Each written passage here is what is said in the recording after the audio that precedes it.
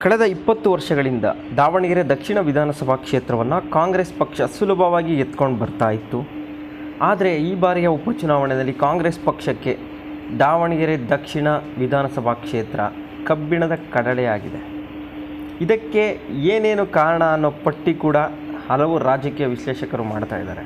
ಕಾಂಗ್ರೆಸ್ ಪಕ್ಷ ಆ ಕ್ಷೇತ್ರದಲ್ಲಿ ಕೊಂಚ ಹಿನ್ನಡೆಯನ್ನು ಅನುಭವಿಸೋದಕ್ಕೆ ಪ್ರಮುಖ ಕಾರಣವಾಗ್ತಾ ಇರೋದು ಅಹಿಂದ ಕಿಚ್ಚು. ಅಹಿಂದ ಸಮುದಾಯದ ಅಸಮಾಧಾನವೇ ಈ ಬಾರಿಯಲ್ಲಿ ಕಾಂಗ್ರೆಸ್ಗೆ ಹಿನ್ನಡೆಯಾಗಲಿಕ್ಕೆ ಕಾರಣವಾಗ್ತಾ ಇದೆ. ಸುಲಭವಾಗಿ ಗೆಲ್ತಾ ಇದ್ರು, ಆದರೆ ಈ ಬಾರಿಯಲ್ಲಿ ಸಾಕಷ್ಟು ಬೆವರನ್ನು ಸುರಿಸಬೇಕು ಅಂತ ಹೇಳ್ತಾ ಇದೆ ಸಮೀಕ್ಷೆ. ಹಾಗಾದರೆ ದಾವಣಗೆರೆ ದಕ್ಷಿಣ ವಿಧಾನಸಭಾ ಕ್ಷೇತ್ರದಲ್ಲಿ ಕಾಂಗ್ರೆಸ್ ಪಕ್ಷಕ್ಕೆ ಹಿನ್ನಡೆ ಆಗಲಿಕ್ಕೆ ಪ್ರಮುಖ ಕಾರಣಗಳು ಯಾವುದು ಅನ್ನೋದನ್ನು ಒಂದೊಂದಾಗಿ ನೋಡ್ತಾ ಹೋಗೋಣ. ಮೊದಲನೇ ಕಾರಣ ಅಂದರೆ ಆ ಕ್ಷೇತ್ರದಲ್ಲಿ ನಿರ್ಣಾಯಕ ಪಾತ್ರ ವಹಿಸಿರುವಂತಹ ಮುಸ್ಲಿಂ ಸಮುದಾಯ ಆ ಕ್ಷೇತ್ರದಲ್ಲಿ ಸರಿಸುಮಾರು 80,000ಕ್ಕೂ ಅಧಿಕ ಮತದಾರರಿದ್ದಾರೆ. ಅವರೇ ಸೋಲು ಗೆಲುವನ್ನು ನಿರ್ಣಯ ಮಾಡುವಂಥವರು. ಅಂತಹ ಸಮುದಾಯವನ್ನು ಕಾಂಗ್ರೆಸ್ ಪಕ್ಷ ಎದುರಾಕೊಂಡಿದೆ. ಆ ಸಮುದಾಯಕ್ಕೆ ಟಿಕೆಟ್ ಕೊಡದೇ ಇರೋದಕ್ಕೆ ಮುಸ್ಲಿಂ ಸಮುದಾಯ ಕೋಪಗೊಂಡಿದೆ ಅನ್ನೋ ಮಾತು ಕೇಳಿ ಬರ್ತಿರೋದು. ಎರಡನೇ ಪ್ರಮುಖ ಅಂಶ, ಆ ಕ್ಷೇತ್ರದಲ್ಲಿ 40,000ದಷ್ಟಿರುವ ಕುರುಬ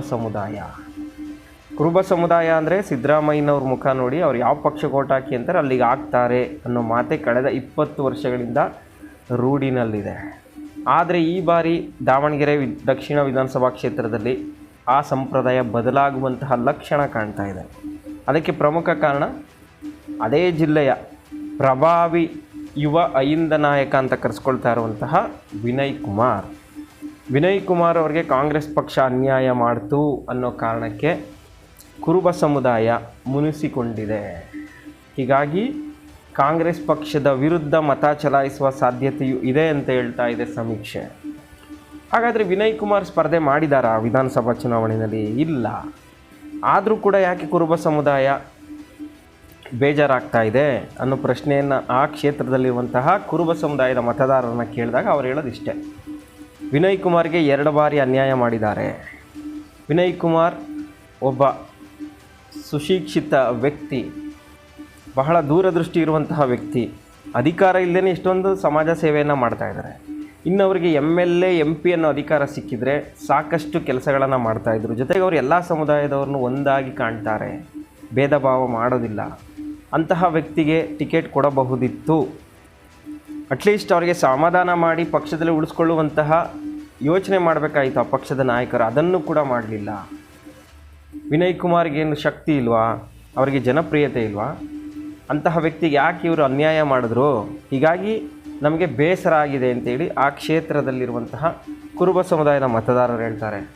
ಹೇಗೂ ವಿನಯ್ ಕುಮಾರ್ ಸ್ಪರ್ಧೆ ಮಾಡಿಲ್ವಲ್ಲ, ಸಿದ್ದರಾಮಯ್ಯನವ್ರ ಮುಖ ನೋಡಿ ಕಾಂಗ್ರೆಸ್ ಓಟ್ ಹಾಕಲ್ವಾ ಅಂದಾಗಲೂ ಕೂಡ ಕೆಲವರು ಏನು ಹೇಳ್ತಾರೆ, ಸಿದ್ದರಾಮಯ್ಯನವ್ರಿಗೆ ನಾವು ಹಲವು ಬೇಡಿಕೆಗಳನ್ನು ಇಟ್ಟಿದ್ದೀವಿ ಸಮುದಾಯದಿಂದ. ರಾಜ್ಯ ಮಟ್ಟದಲ್ಲಿ ಕುರುಬ ಅಭಿವೃದ್ಧಿ ಪ್ರಾಧಿಕಾರವನ್ನು ರಚನೆ ಮಾಡಬೇಕು, ಸಂಗೊಳ್ಳಿ ರಾಯಣ್ಣನವರ ಜನ್ಮ ದಿನಾಚರಣೆ ಪುಣ್ಯ ಸ್ಮರಣೆಯನ್ನು ಸರ್ಕಾರದಿಂದ ಆಚರಣೆ ಮಾಡಬೇಕು, ಇಂತಹ ಬೇಡಿಕೆಗಳನ್ನು ಇಟ್ಟಿದ್ವಿ.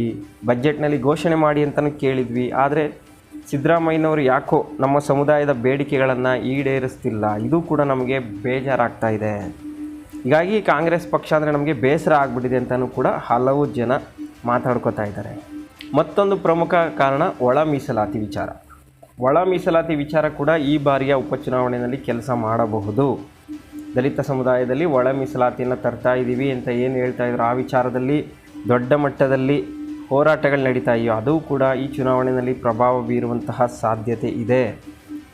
ಹೀಗಾಗಿ ಅಹಿಂದ ಕಿಚ್ಚು ಈ ಬಾರಿಯಲ್ಲಿ ಕಾಂಗ್ರೆಸ್ ಪಕ್ಷಕ್ಕೆ ಸ್ವಲ್ಪ ಕಷ್ಟ ತಂದೊಡ್ತಾ ಇದೆ ಗೆಲುವಿಗಾಗಿ ಅನ್ನೋ ಮಾತುಗಳು ಕೇಳಿ ಬರ್ತಿರೋದು.